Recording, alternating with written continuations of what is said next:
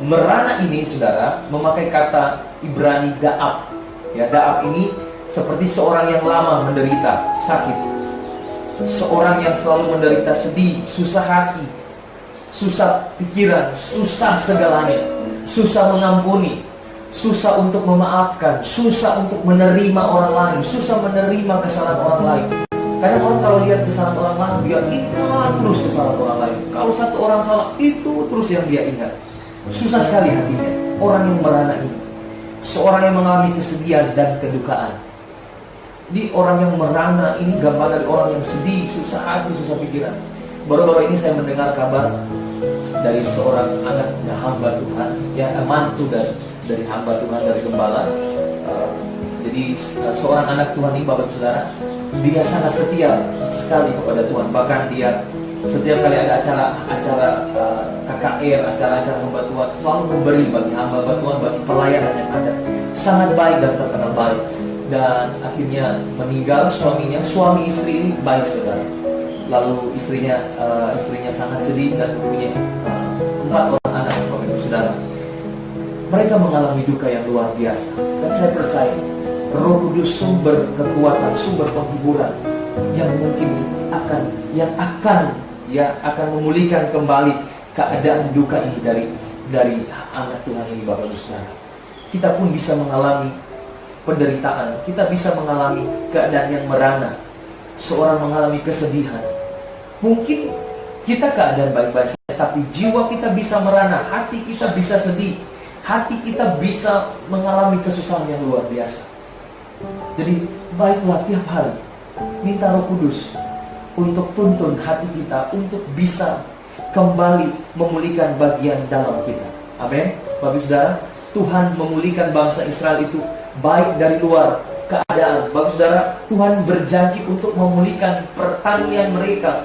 Tuhan memulihkan keadaan perekonomian dari bangsa Israel.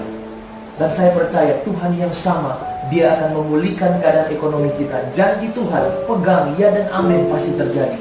Kalau hari-hari engkau sudah mengalami kesusahan ekonomi, bukan hanya kesusahan hati, tapi kesusahan bagian luar, kesusahan ekonomi, kesusahan dalam masalah keuangan, Tuhan akan mampu memulihkan asal kita pegang janji Tuhan. Amin. Tanda mengalami kelelahan jiwa. Orang yang mengalami kelelahan jiwa, dia mudah tersinggung. Tapi ada juga orang yang sudah bawaannya memang suka tersinggung, ada. Tapi kadang-kala orang mengalami kelelahan jiwa, kalau dia capek, kadang-kala kalau orang yang sedang bekerja, ya, suami atau istri yang bekerja juga ada. Kadang-kala ketika pulang dari kerjaan, mudah tersinggung. Ada salah sedikit, bisa saja langsung mengucap. Karena masalahnya apa, marahnya apa. Orang yang capek itu, saudara, dia mudah tersinggung. Capek tubuh aja mudah tersinggung, apalagi capek rohani. Orang lebih tersinggungnya lebih parah, saudara. Orang ngomongin apa, dia tersinggung. Orang ngomongin orang lain, nggak mengarah ke dia tersinggung. Kemudian orang mengalami kelelahan jiwa, dia mudah marah.